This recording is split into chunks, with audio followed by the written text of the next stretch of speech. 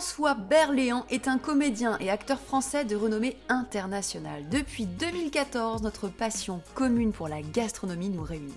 Je le retrouve au théâtre pour comprendre d'où vient sa passion et quelle place elle tient dans sa vie professionnelle.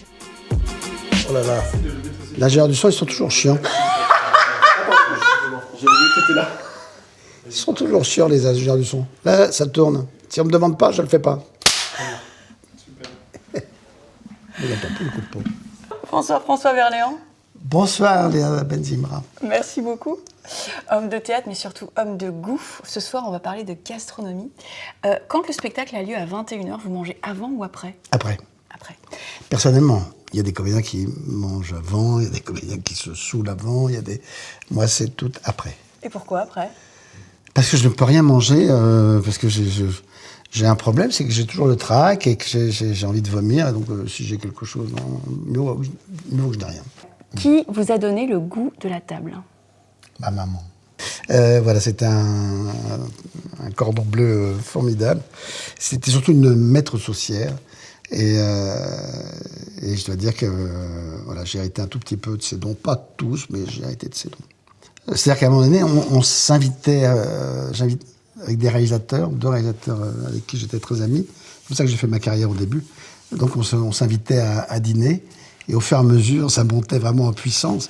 Et on a acheté des bouquins de cuisine, voilà, donc que faisait Trois Gros, que faisait Bocuse, que faisait, enfin, tous les plus grands de l'époque. Et donc on rivalisait à chaque fois de plats. Et à l'époque, moi, j'avais simplement un petit réchaud avec 2 feux à gaz, un radiateur à huile, et un truc en fonte qui est à gaz, qui chauffait tout l'appartement, les 3 pièces, etc.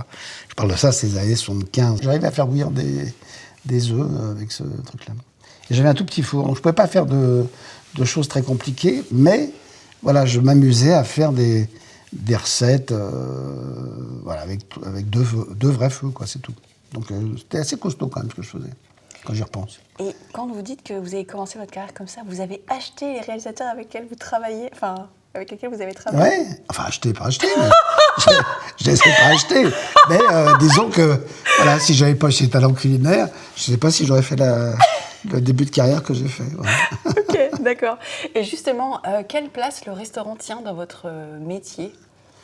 Une grande place, parce qu'on y va souvent. Alors évidemment, on y va moins à Paris, mais par exemple quand on est au théâtre, après on va souper avec les amis, et donc très vite on se rend compte des bonnes tables qui sont aux alentours du théâtre.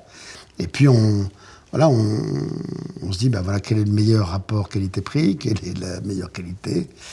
Tant pis pour le prix quelquefois, mais c'est surtout rapport qualité-prix, parce qu'à un moment donné, c'est quand même cher d'aller au restaurant tous les soirs. D'accord. Et du coup, est-ce que vous avez vos habitudes quand vous partez en région faire des tournées ? Bien sûr. Alors là, par contre, là, je me lâche. Par exemple, quand je suis à Valence, je vais chez Pic. Et donc, en général, j'invite un peu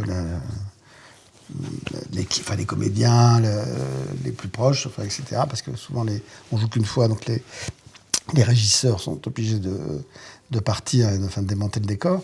Mais sinon, là, ça m'est arrivé d'inviter toute l'équipe. Chez Pic, quoi, c'est quand même relativement cher. Mais bon, voilà, on le fait une fois, et puis ça fait plaisir à tout le monde. Et on a la chance, en général, en plus, de dormir là-bas. Donc, c'est plutôt bien. On est à quelques minutes de la représentation. On va continuer la conversation à table après le spectacle. Où est-ce qu'on va dîner ce soir, François ? Alors, on va dîner chez Dario. Dario, c'est un restaurant que j'ai découvert il y a 3 ans, quand je jouais à Ramsès.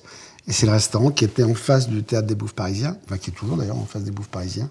Et c'est un restaurant italien extraordinaire. Voilà, et on y mange, mais formidablement bien. C'est pas hors de prix. Et voilà, c'était notre cantine, mais vraiment notre cantine. Et Dario est quelqu'un d'excessivement généreux, donc il nous a À chaque fois, pendant la répétition, il nous offrait toujours à boire, il nous offrait toujours même à manger. Il nous faisait de la pizza blanche, il nous faisait voilà, des petits trucs de charcuterie. Et dès qu'on les payait, non, c'est comme ça. C'est moi qui vous me faites vivre, c'est normal. Il est toujours de bonne humeur, il est formidable. Un homme que j'adore. Okay. Il est très, très généreux, il fait toujours... Il a rarement le sourire, sauf le 31 décembre. Je ne sais pas pourquoi, parce que tout le monde sourit, donc il est obligé de sourire, donc on s'embrasse. Il est un peu gêné, puis tout à coup, il se lâche. Mais il est formidable. C'est un grand homme au cœur d'or. Bah écoutez, merci François. Bah merci Léa. Qu'est-ce qu'on dit? Bon spectacle? On dit merde. On dit merde? Oui, on dit merde, c'est comme ça. Alors c'est une tradition, avant que la voiture n'arrive, les gens arrivaient en calèche, à cheval, et plus il y avait de bouse devant le théâtre, bah plus ça voulait dire que le spectacle marche, et donc on disait merde. En Angleterre, c'est break a leg, donc casser une jambe, je ne sais pas pourquoi, ça j'ai pas les références. En tout cas, voilà, c'est merde en français. Eh bien, merde, François. Dis donc, quand même. Ah.